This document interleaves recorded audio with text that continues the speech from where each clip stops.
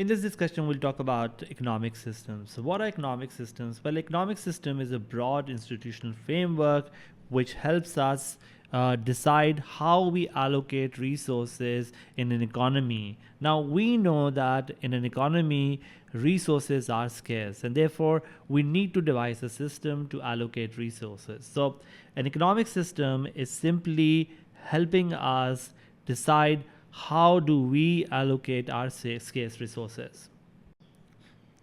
There are three main types of economic systems depending on how much government involvement is there in making decisions. When you look at these systems, they are free market economy where there is no government intervention, planned economy where there's a lot of government intervention, and then there is the mixed economy where the government intervention is there but only in some parts and not found in others.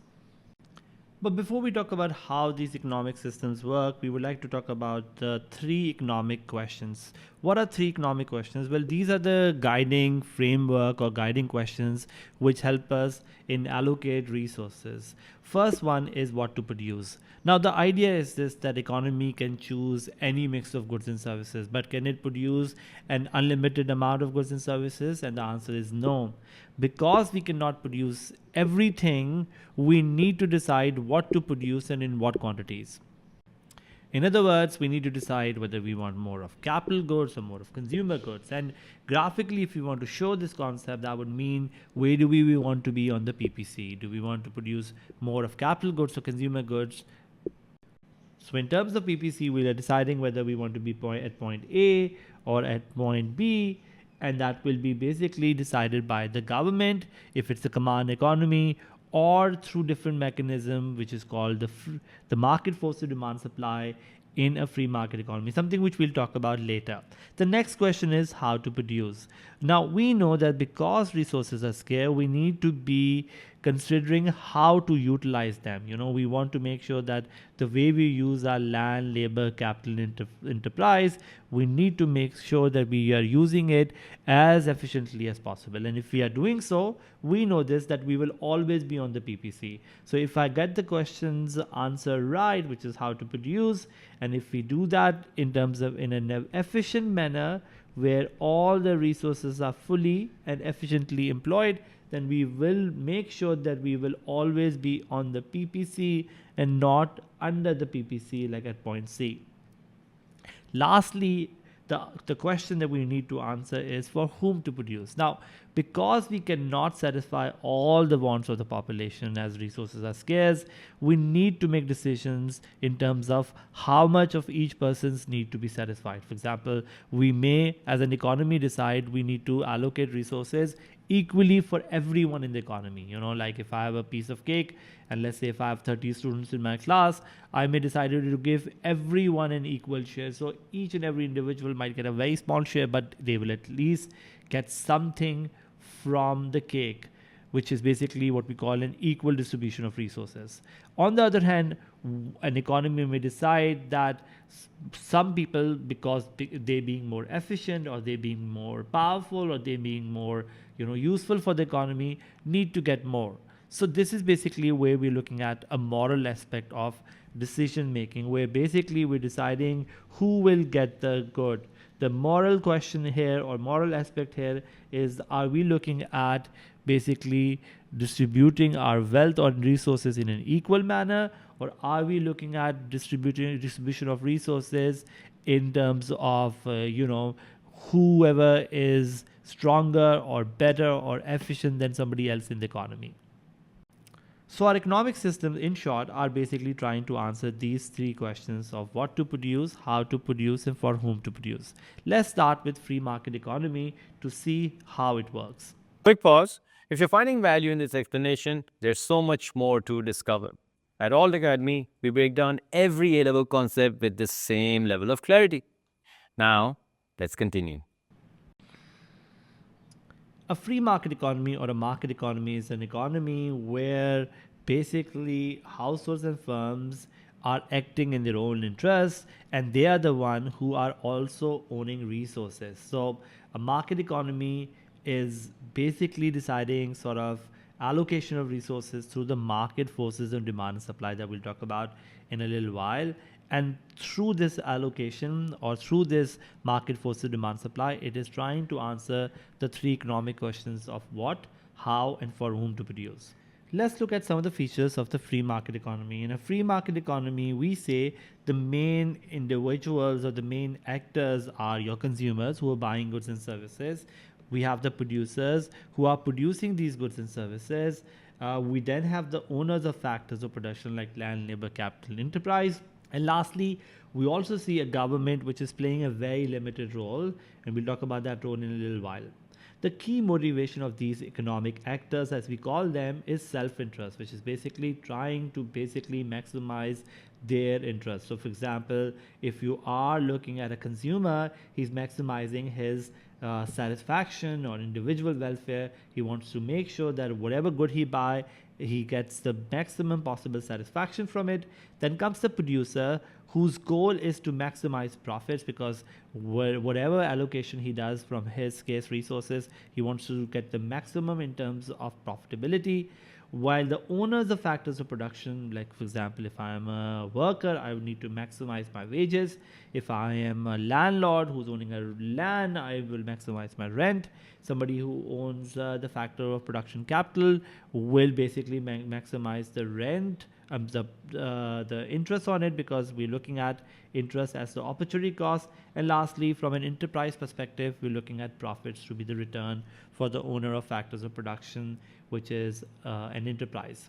The government has a limited role, but we'll soon see that it will try to maximize people's social welfare or social interests. The ownership in this free market economy is of private individuals. Nothing is owned by the government. Private individuals own these resources, and the government, we said, has a limited role, and that role is to make sure that they uphold any property rights. What are property rights? Well, property rights are rights which basically allow you to not lose your property to somebody else. For example, if I own a car, I have property rights over it. Somebody cannot come randomly and take it away from me, which means there is a legal system protecting everyone's property right. And we believe in a free market economy, government has this limited role to play.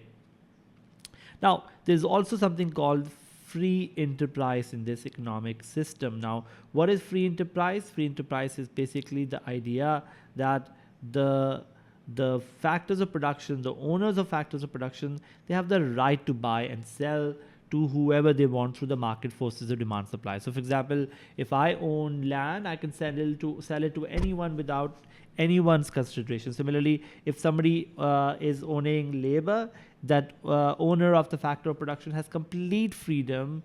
Nobody, neither the government or anyone else, will force them to give their resources to somebody else in the market without their own will. So there is a free will or free enterprise of people who own factors of production. And then there is competition as well that is found in this, because people have complete freedom. The idea goes this, that there will be more competition in this market, because the idea is this, that if I am a person who's owning labor, then I will want to work to whoever is who's giving me the maximum possible salary. So the motivation is self-interest, and with free enterprise there will be competition, because producer, for example, may want to sort of go to the person who's giving the maximum possible price. Workers will basically give their services to the maximum possible wage, and so on. So the competition that exists in this market happens because of free sort of enterprise and self-interest. The decision making also is seen to be what we call decentralized in this economic system, which means that the government is not making any decisions. It's the private individuals who are deciding to make decisions about how the scarce resources will be allocated. And lastly, the allocation of these resources happens through the demand and supply, or the market forces demand supply. And we'll talk about demand supply later in a chapter where we see how it works. But the idea goes this: if the demand is high for any good, we will see the price to be high for that good, and a lot of people will be giving resources whenever the price goes up, because that's the good that is in high demand. Let's now look at how the three economic questions are answered in a free market economy. Well, the first question was what to produce. In a free market economy, we believe consumers determine the allocation of resources. We call consumers to be sovereign, and sovereign means simply independent. They are the one who are deciding how resources will be allocated. How do they do that? Well, the consumers basically have money and they are spending money on these goods and services, which means that each consumer is kind of like voting for a good and service. The consumers, when they allocate resources to a good and they want to buy more of that good, the demand is high, we say. When the demand is high, automatically those resources will be produced. In other words, firm will get a signal because higher demand lead to higher price, something which we'll talk about later. That price mean that consumers will be finding that production of the good to be very profitable, and therefore more resources will be allocated for the production of that good. So, put simply, the consumers are deciding what to produce in a free market economy, and they do this through their spending for goods and services.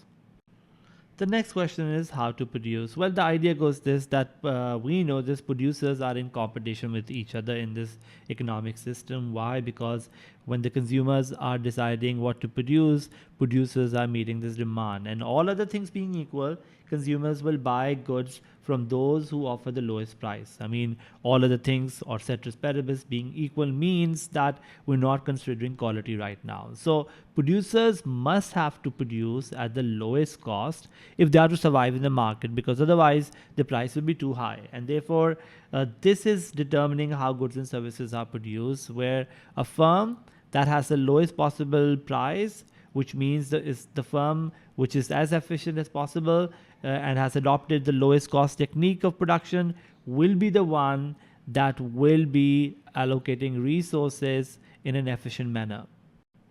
So the question's answer of how to produce will mean that the producer will be as efficient as possible so that they can offer the lowest possible price to the consumers.